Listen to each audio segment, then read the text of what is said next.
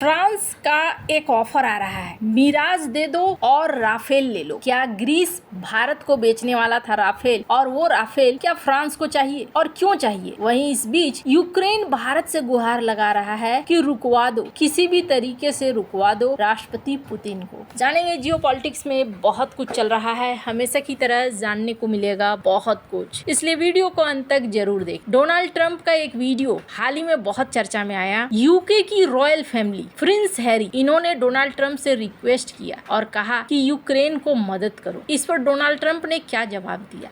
Visit, sir, which we're all very much looking forward to. Prince Harry today has said that he would like to see you do more to end the war in Ukraine. Do you think it's appropriate for a royal to make those comments ahead of the visit on Monday? Prince Harry? Yes, sir. How's he doing? How's his wife? Please give him my regards, okay? No, I don't know.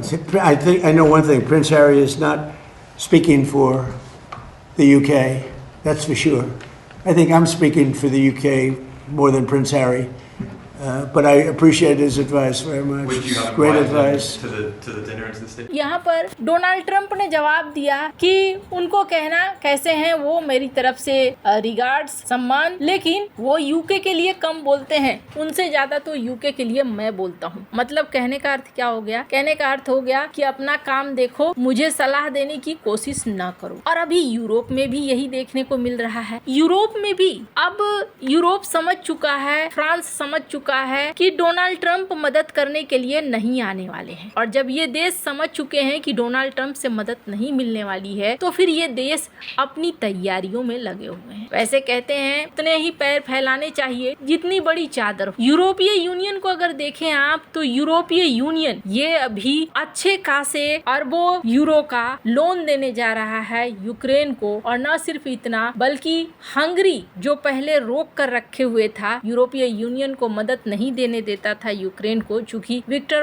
Orban चले गए, Victor Orban के जगह नए आए हैं राष्ट्राध्यक्ष, और उन्होंने अनुमति दे दी है। अब ऐसे में हंगरी का वीटो हट गया, और हंगरी के वीटो हटने के बाद यूरोप फ्री हो गया है यूक्रेन की मदद करने को लेकर। यूरोपीय यूनियन ने मदद की घोषणा भी कर दी, और इस घोषणा के साथ साथ फ्रांस भी अब इस युद्ध में थोड़ा उतरता हुआ नजर आ रहा है। फ्रांस कैसे उतर रहा है? तो फ्रांस जा रहा है ग्रीस के पास, ग्रीस से मिलने के पीछे फ्रांस का एक बड़ा उद्देश्य है। फ्रांस के राष्ट्रपति जिस तरीके से मैक्रोन जा रहे हैं ग्रीस की सरकार को एक बड़ा ऑफर देने जा रहे हैं, और इसके तहत वो कहने वाले हैं कि ग्रीस, तुम्हारे पास जो पुराने पड़ चुके मिराज 2000 फाइटर जेट है वो हमें दे दो, और बदले में मैं तुम्हें मॉडर्न राफेल जेट दूंगा। अब आपको लगेगा ये क्या बात हुई, ऐसा क्यों? फ्रांस और ग्रीस के बीच साल 2021 में एक सुरक्षा समझौता हुआ था। इसके तहत अगर दोनों में से किसी एक पर दुश्मन देश का हमला होता है तो दूसरा देश उसकी मदद करेगा। उस समय ग्रीस ने फ्रांस के साथ एक रक्षा समझौता किया था, जिसके तहत उसने 24 राफेल जेट और 3 फ्रांसीसी युद्धपोतों का ऑर्डर दिया था, ताकि दोनों देशों में हथियारों का सहयोग जारी रहे। इस बीच देखने को मिल रहा है कि फ्रांस के राष्ट्रपति अब इस सप्ताह एक बार फिर से ग्रीस जाएंगे और इस ट्रीटी को 5 साल के लिए बढ़ाएंगे। इसके अलावा वो ग्रीस को मदद करने की बात कह रहे हैं कि छोटे मॉड्यूलर रिएक्टर, खोज, भविष्य के कई हथियारों की डील के लिए हम लोग बातचीत करेंगे। लेकिन इसके साथ ही फ्रांस की सरकार एक प्रस्ताव दे रही है, जिसके तहत ग्रीस की वायुसेना से मिराज 2005 फाइटर जेट को वापस लेकर उसे यूक्रेन की वायुसेना को दिया जाए। इसके बदले में फ्रांस ग्रीस को मॉडर्न राफेल फाइटर जेट देगा। अब यूक्रेन की मीडिया में जोर शोर से कहा जा रहा है कि ग्रीस जल्दी से इसे दे देगा फ्रांस को,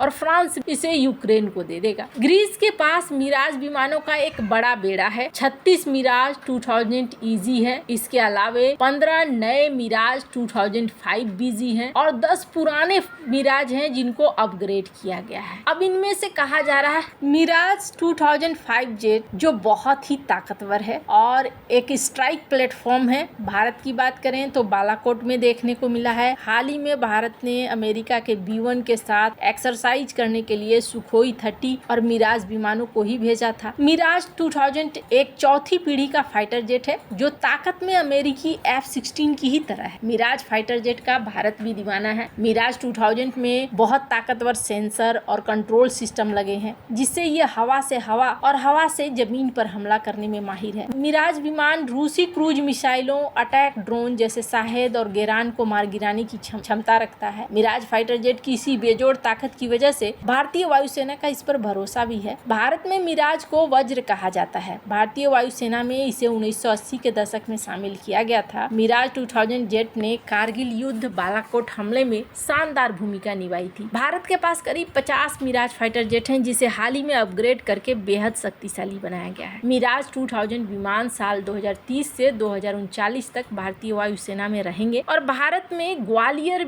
मिराज 2000 विमानों का गढ़ रहा है। और सबसे बड़ी बात, भारत परमाणु हमले के लिए भी मिराज पर ही दांव लगाता है। लेकिन यहाँ पर ग्रीस को लेकर ये कहा जा रहा है कि ग्रीस ये विमान फ्रांस को नहीं देगा क्योंकि ग्रीस इसे किसी और को बेचना चाहता है। अब कोई और कौन है, क्या वो भारत है, इसकी आधिकारिक पुष्टि तो नहीं हुई है, लेकिन ऐसी ग्रीस की मीडिया में उड़ती उड़ती खबरें आई थी कभी, जिसमें कहा गया था कि भारत ग्रीस से मिराज विमानों को खरीदना चाहता है। हालांकि ग्रीस तुरंत से मिराज विमानों को नहीं बेचेगा। इसके पीछे का कारण है तुर्की। तुर्की के साथ उसका अनबन लगातार चलता रहा है। अभी तुर्की ने उसे कई क्षेत्रों को लेकर चेतावनी दी है कि तुम हमें रुकावट लगाने की कोशिश मत करो, ये इलाका हमारा है, इस इलाके में हम घुसेंगे। तो यहाँ टेंशन व्याप्त है। हालांकि ऐसा है कि ग्रीस भी नाटो का मेंबर है और सबसे बड़ी चीज ये है कि अमेरिका ग्रीस और साइप्रस पर अपने प्रभाव को बनाए रखना चाहता है और इसके पीछे एक कारण तुर्की भी है। पर इन सब के बीच में फ्रांस चाहता है यूक्रेन की मदद हो मिराज विमानों के जरिए। लेकिन अब ये मिराज विमान पहुंचते हैं कि नहीं पहुंचते हैं वो तो देखने वाली बात होगी। पर यहाँ जेलेंस्की के अंदर एक तड़प देखने को मिल रही है और जेलेंस्की अब रूस यूक्रेन युद्ध में धीरे धीरे देख रहे हैं कि डोनाल्ड ट्रंप अब साथ नहीं दे रहे हैं। ऐसे में ये पीएम मोदी, डोनाल्ड ट्रंप, चीनी राष्ट्रपति शी जिनपिंग सहित दुनिया के बड़े बड़े लोगों से कह रहे हैं कि देखिए मध्यस्थ मत बनिए, मध्यस्थता से ये हल नहीं होने वाला है। आप लोग हमारी मदद कीजिए। एक महान लीडर वही महान लीडर होता है जो युद्ध को समाप्त करवाता है। आप एक काम कीजिए, राष्ट्रपति पुतिन के ऊपर दबाव डालिए कि वो ये इस युद्ध को रोके। उनका कहना है कि हर हाल में रूसी राष्ट्रपति व्लादिमीर पुतिन के ऊपर इतना दबाव बनाना चाहिए कि वो आखिरकार रोके इस युद्ध को। खैर, अब राष्ट्रपति पुतिन पर दबाव बनाना